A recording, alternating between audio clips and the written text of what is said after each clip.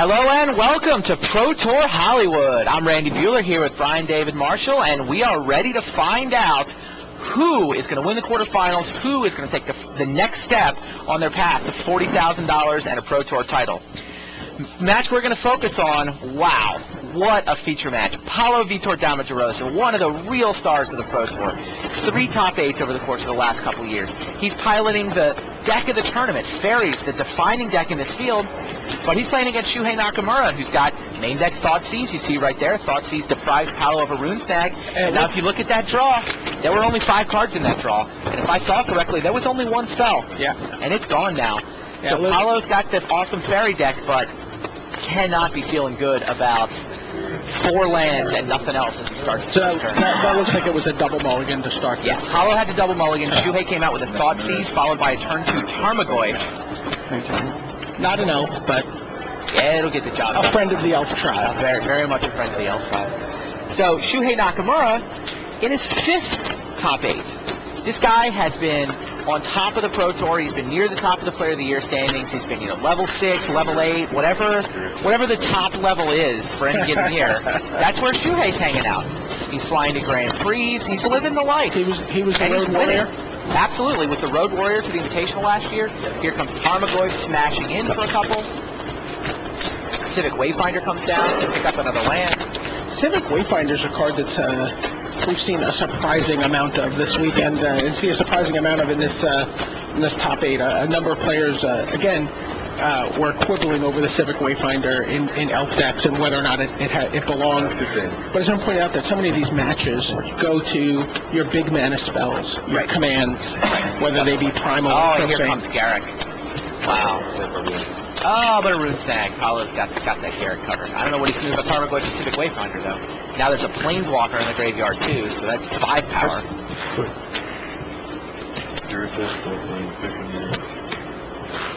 A Planeswalker and an instant. Oh, there was already an instant. Yeah. Bitter Blossom comes down.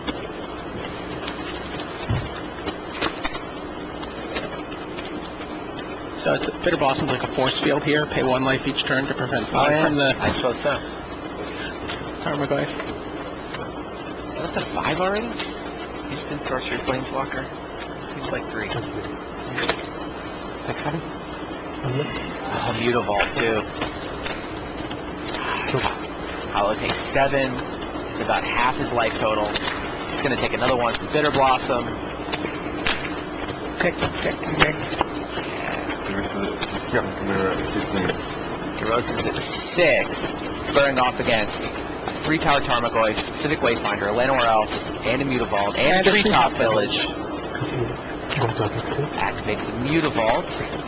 Does not activate the Treetop. He's worried about the command. That makes sense. Doesn't want to get all his creatures tapped. Well, he does. He wants to be able to cast a spell.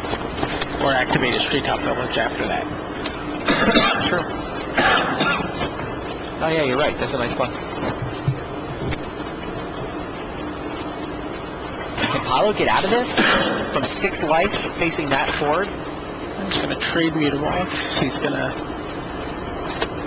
maybe trade Mutavaults. Take shove Tarmogoyf, take 2 down to 4. Yeah, he puts Mutavault in front of Mutavault. Takes his fairy token, chump block a Tarmogoyf. And falls to 4. Scion of Una would have been pretty exciting there. Yes, it would have. So we kept the Mutavault that way, at least. You probably would have traded with Wayfinder, at least. Yeah. Spell stood straight.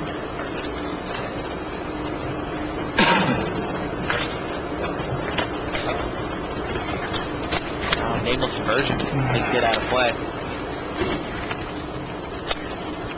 Here comes a fairy token. Paulo down to 3. That's the infuriating thing about the fairy deck. Sometimes they just won't die. Huh. No commands, and a bunch of attackers. Paulo is looking. He's got a Mutavault and a fairy. Yep. Yeah, nope, there you go. Got Game this 1 time. to Shuhei Nakamura. Takes a quick 1-0 lead. Paulo had to double mulligan, and Shuhei came blasting out of the gates. You almost feel bad if you're Shuhei, like you wasted a good draw there. I don't think you ever feel bad going up one game in the top 8 of a Pro Tour. I mean, both of these guys have multiple top 8. 5 for Shuhei, 3 for Paulo. Right. But neither player has the win. It's true. And this could be the match that determines which one is certainly determine the first of these two to get there. It's true. Yeah, I mean, the winner should be seen as the best player for the rest of the top 8. I mean, I think that's an easy argument. I mean, and these are certainly 2 of the best players without a Pro Tour win. Right. I mean, so often you talk about sort of best player without a top 8, but I mean, best player without a win is kind of an interesting debate too. Kenji doesn't have one either. Well, then it's not very interesting, that debate. I think it's, I don't know. Sashio Iso I also feel does like, not have one. I mean, you want to talk about Kenji. I feel like the torch has been passed to France. Best player in the game right now, I believe, is Guillaume Watanabe, and not Kenji Sakura. So I think that torch has passed literally over the last couple of months. But Guillaume has his title. Guillaume does have the title, that's fair. But I mean, Kenji is not on top. It's not clear that he is the Kenji that he was a year ago. Right. I mean, you got Guillaume off the top playing 50 hours of Magic a week, and he's surrounded by good deck builders, and he's awesome. But that's only 3 matches. Touché. So what does the sideboarding do to this matchup? Well, we've got Damnation from Paulo, which is going to be a huge battle that this was fought on. For some reason, Paulo yesterday didn't seem to think that there were thought seizes, but in Shuhei's list. But well, they weren't getting sideboards. Paulo was first. He was happy. He's like, "Hey, no hand destruction in the sideboard." Oh wait, oh, that's main deck. Or the main. Sorry. So yeah, but the Damnations are obviously a big deal here. Okay. That makes sense. You see the kind of draws that Shuhei wants to get to win. Mm-hmm. You've seen how Paulo already. We've seen how Paulo can just sort of slow him down and buy some turns if he's under the gun with a Bitter Blossom and reset with a Damnation. So the matchup swings nicely. This is going to be Damnation versus Thoughtseize after sideboarding, I think. Okay. Does Shuhei have anything else on the board? He's just got his main deck configured to be reasonable. Oh, he's got his Bitter Blossoms. Okay. He's got it is an interesting card. We're not going to see it in this matchup, but Incremental Blight. He's got Incremental Blight in his sideboards. Yes. Wow. Interesting. Obviously, for a lot of the persist decks that were out there. Sure. Just get rid of those Kitchen Finks. Make them go away. That'll work. Back. Also, the one-sided Damnation is sometimes pretty nice. I can imagine. It's worth paying 5 for, right? I'd be curious to see if he brings in his Bitter Blossoms. I would think so. I mean, what are they there for if it's not to counteract this, for this matchup? Right. Is there a matchup where they're better for him? I can't imagine. Yeah, they have to be for this matchup. I've given up trying to fully understand Shuhei Nakamura's thought process, though. He definitely marches to a different drummer.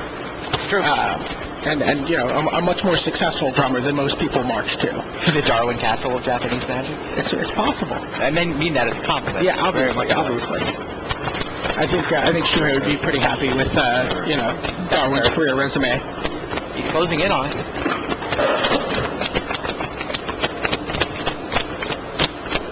Darwin was in this tournament for a while. Well, at the end of day 1, he and Rob Daugherty were both top 16. He had a pretty bad early run on day 2, but Rob was still in contention right up until the end. It was a good Hall of Fame weekend. We had a nice solid performance from Z. Yeah, Z was playing in the last Hall of Fame weekend we missed last time out. Oh, and KL. It's true.